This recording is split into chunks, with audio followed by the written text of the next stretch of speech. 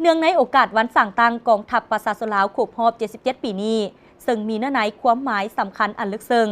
สหายพลจัตวาปริญญาเอกภูเวียงดาวันหักหัวหน้ากรมเสนาพลากรมใหญ่พลาธิการกองทัพได้แสดงความรู้สึกว่าเนื่องในโอกาสวันสั่งตั้งกองทัพประชาชนลาวครบรอบ 77 ปี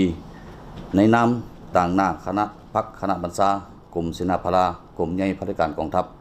ขอแสดงความรู้บุญคุณและจดจำล้ำลึก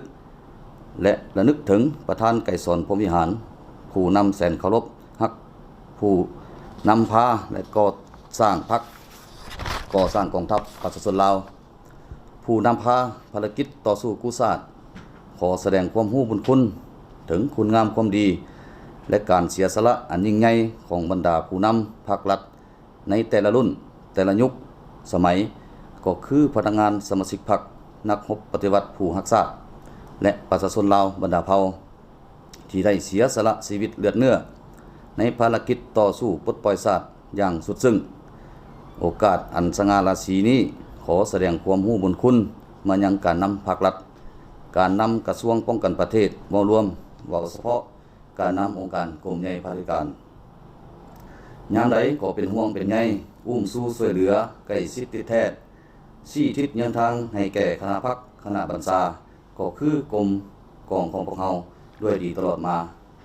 ขออวยพรใส่อันประเสริฐมายังบรรดาทานจงมีสุขภาพแข็งแรงมีพลานามัยสมบูรณ์ประสบผลสำเร็จในหน้าที่อันมีเกียรติของทุกท่านสืบต่อชี้นำพากองทัพประชาชนลาวให้มีความเติบใหญ่เข้มแข็งกลายเป็นกองทัพปฏิบัติมีแบบแผนทันสมัยอวยพรมายังนายและพลทหารทุกทหาร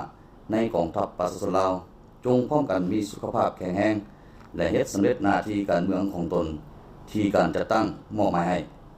พร้อมกันสืบต่อเสริมขยายธาตุแท้มูลเสื้ออันดีงามของกองทัพให้นักแน่นให้สมกับว่าเป็นกองทัพประชาชนโดยประชาชนเพื่อประชาชนขอขอบใจ